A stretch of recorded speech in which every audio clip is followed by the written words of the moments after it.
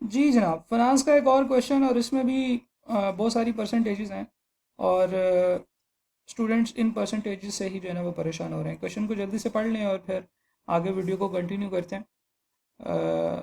Question देखते हैं जी। क्वेश्चन था, a company intents to invest ₹3 million, this is और एस और डॉट, ये 0.3 मिलियन नहीं है, ये 3 मिलियन है।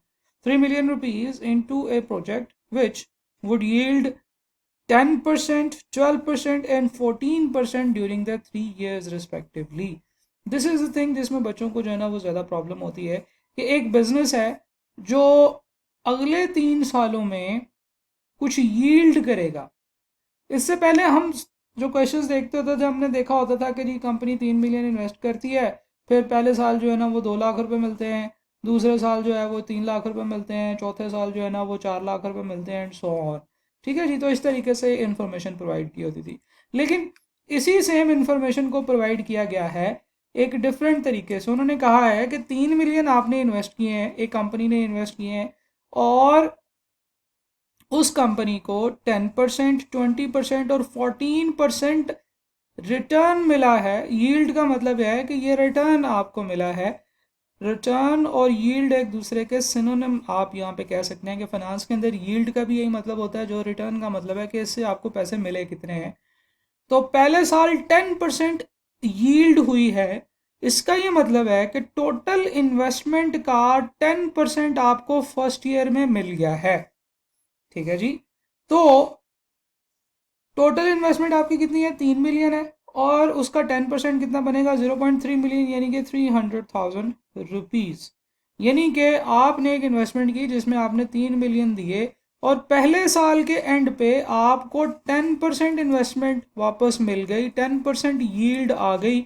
इसका मतलब ये है कि आपकी जो पहले साल का इनफ्लो है वो 3 लाख रुपए का है।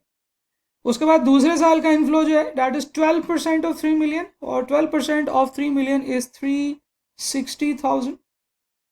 और जो तीसरे साल जो है वो आपको मिले 14% ऑफ 3 मिलियन, यानी कि 14% ऑफ 3 मिलियन बनते हैं वो 4,20,000।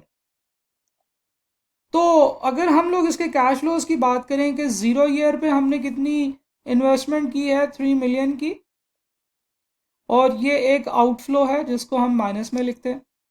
ईयर 1 पे आपको 3 लाख रुपए मिले, ईयर 2 पे आपको 3,60,000 रुपये, और ईयर 3 पे आपको 4,20,000 रुपये मिले। ये इंफॉर्मेशन है जो इन दो लाइंस में प्रोवाइड की गई। आगे चलते हैं। The company would also recover the original investment after 3 years. 3 सालों के बाद जब आपको ये 4,20,000 रुपये मिल रहे होंगे तो आपको ओरिजिनल इन्वेस्टमेंट भी वापस मिल जाएगी। यानी कि तीसरे साल का जो इनफ्लो है वो 4,20,000 प्लस 3 मिलियन रुपीज है। ठीक है जी।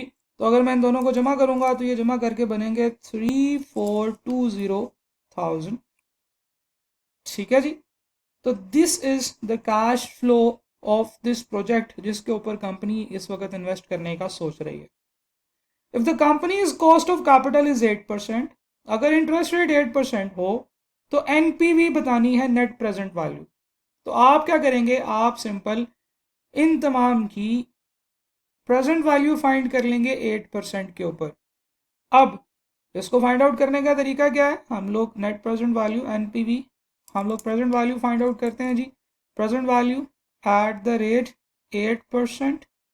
तो जो जीरो ईयर पे इन्वेस्टमेंट है जो आपने आउटफ्लो किया है उसकी प्रेजेंट वैल्यू भी वही सेम होगी। तो मैं थोड़ा सा आगे लिख देता हूँ कि जी 3 million rupees is the outflow, जो कि हम नेगेटिव में लिखते होते हैं। आउटफ्लो हमने ब्रैकेट्स में लिख दिया है, उसका मतलब ये है कि ये पैसे जो है ना ये हमारे पास से जा रहे हैं। अब ये जो 3 मिलियन है इसकी प्रेजेंट वैल्यू फाइंड आउट करने का तरीका आपको याद होगा कि जो कंपाउंड इंटरेस्ट है उसमें future value is equal to P into 1+r raise to power T होती है। तो हमने पी फाइंड करना है, तो P will be equal to future value divided by 1+रेट पावर्स टाइम्स। तो जनाब ये जो 3 लाख रुपए हैं जो आज से 1 साल के बाद मिलने हैं, इसकी जो प्रेजेंट वैल्यू होगी that will be equal to 300,000 multi divided by 1+0.08 power 1, क्योंकि 1 साल है तो हम लोग इसकी पावर लिखेंगे 1। सिमिलरली जो दूसरे साल की पेमेंट होगी that will B 360,000 divided by 1 plus 0.08 power 2 और फिर 3420,000 divided by 1 plus 0.08 raised to power 3। और जब आप इनको सॉल्व करेंगे तो ये 3 लाख रुपए की जो प्रेजेंट वैल्यू आपके पास बनेगी that will be equal to 277,778। 3,60,000 रुपये जो कि 2 साल के बाद मिलने हैं उसकी प्रेजेंट वैल्यू बनेगी 308,642। और ये जो 34,20,000 रुपये आपको मिलने हैं इन दोनों की ये जो 4,20,000 और 3 लाख ये दोनों आपको जो है वो मिलने हैं तीसरे साल के एंड पे। इसकी जो कंबाइंड प्रेजेंट वैल्यू बनेगी that will be equal to 2,714,907। Okay, तो ये जनाब आपके पास हर कैश फ्लो की प्रेजेंट वैल्यू आ गई है। और जब तमाम प्रेजेंट वैल्यूज़ का आप सम करेंगे तो आपको पता है कि आपको क्या मिलेगा, नेट प्रेजेंट वैल्यू। और नेट प्रेजेंट वैल्यू इस प्रोजेक्ट की इस वक्त है जी 301,327, right. This is the net present value of this project. और ये जो नेट प्रेजेंट वैल्यू है इस वक्त इसकी कितनी आ रही है जी, ये पॉजिटिव आ रही है।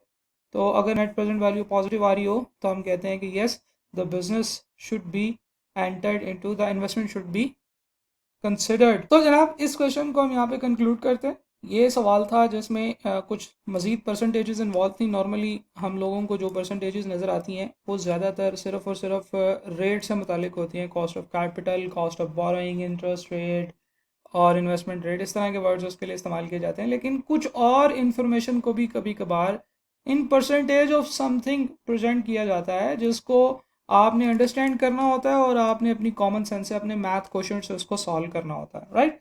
This was the answer. 301,327 is the net present value of the project.